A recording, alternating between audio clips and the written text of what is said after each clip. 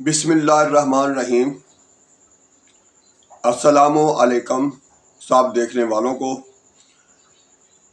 आप सबका बेहद शुक्रिया कि आप वीडियो को रोज़ाना देखते हैं, गौर से देखते हैं, इस नीयत से देखते हैं कि हम अपने नबी के फरमान पर अमल करेंगे और उसके बाद उसको दूसरों तक भी पहुंचाएंगे और दूसरों तक भी इस नीयत से पहुंचाते हैं, यानी शेयर भी इस नीयत से करते हैं कि दूसरे मुसलमान भी इसे पढ़ें, गौर करें, सुने और फिर इस पर अमल करने की कोशिश करें। अल्लाह ताला हम सब को तौफीक दे कि हम हर वीडियो पर यानी हर हदीस पर गौर करें, सोचें, समझें और फिर उसके मुताबिक ज़िंदगी को चलाने की, डालने की कोशिश करें। पढ़ते रहो दरूद मोमनो, ड्यूटी यही तो है। पढ़ते रहो दरूद मोमनो, ड्यूटी यही तो है। सारे जहां की मोमनो, ब्यूटी यही तो है। सल्ले अला नबीना, सल्ले अला मुहम्मदिन, सल्ले अला शफीना, सल्ले अला मुहम्मदिन। और शुक्रिया उन लोगों का भी जिन्होंने चैनल को सब्सक्राइब कर रखा है, और अगर नहीं किया तो आज की वीडियो के बाद अगर आपको हमारा ये सिलसिला पसंद आए तो सब्सक्राइब भी करें, लाइक भी करें, शेयर आप करते हैं उसके लिए बेहद शुक्रिया। आते हैं आज की हदीस की तरफ। हमारे प्यारे आका हज़रत मोहम्मद मुस्तफ़ा सल्लल्लाहु अलैहि वसल्लम का फरमान है, मुसलमान वो है जिसकी ज़बान और हाथ से दूसरे मुसलमान महफूज रहें। सही मुस्लिम हदीस नंबर 162 162। सच्चे मुसलमानों और प्यारे पाकिस्तानियों, इस हदीस में हमारे प्यारे आका हज़रत मोहम्मद सल्लल्लाहु अलैहि वसल्लम अपनी उम्मत को ज़िंदगी गुजारने का तरीका सलीका बताते हुए ये फरमा रहे हैं कि मुसलमान की शान ये है कि उसके हाथ और उसकी ज़बान से दूसरे मुसलमान महफूज रहें, यानी उनको तकलीफ़ ना पहुँचे।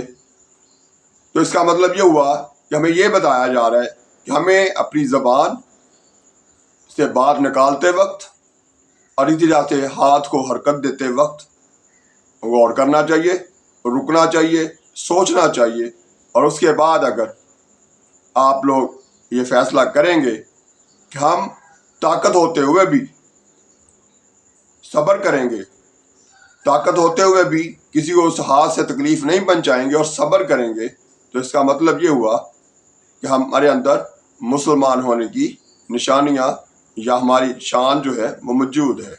इसी तरह से ज़बान से भी दूसरों को तकलीफ़ पहुंचाने से मना फरमाया, बल्कि बाद लोग तो ये कहते हैं कि चोट जो लगती है हाथ से या स्टिक से, वो तकलीफ़ ख़त्म होने के बाद उसका निशान ख़त्म हो जाता है, लेकिन ज़बान से किसी को कोई तकलीफ़ ज़्यादा बात की हो तो वो उसकी तकलीफ़ वो कभी भुलाई नहीं जा सकती।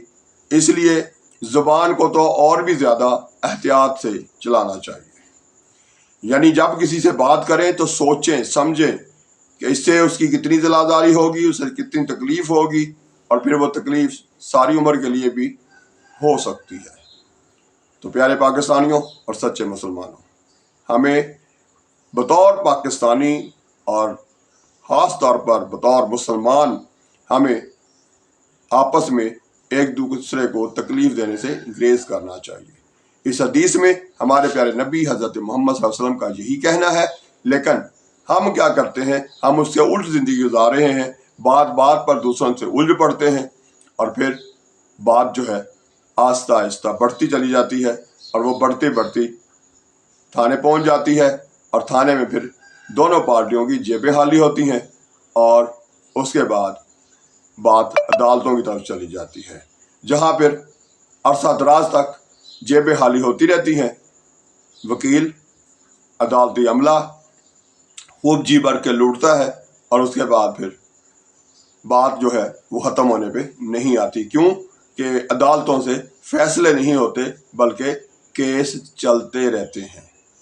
तो ये सारी मुसीबतों से बचने के लिए अगर हम अपने प्यारे आका हज़रत मोहम्मद सल्लल्लाहु अलैहि वसल्लम की हदीस पर, उनके फरमान पर, उनके कहने पर चलते हुए अपने आप को दुरुस्त कर लें तो क्या ये ज़्यादा बेहतर नहीं है? बल्कि मैं तो पहले भी वीडियो में कहा करता हूँ कि एक दूसरे से माजरत कर लेना, माफ़ी मांग लेना। भाई हर एक को पता तो होता है, बज़ाहिर वो ना बेशक माने ना शो करे, लेकिन हर एक को पता होता है कि मैं ज़्यादती कर रहा हूँ दूसरों के साथ। तो जब मैं ज़्यादती कर रहा हूँ, मुझे शोर है, तो फिर क्या मज़ायका इसमें कि हम तहम्मुल से इस पर गौर करते हुए एक दूसरे से माजरत कर लें।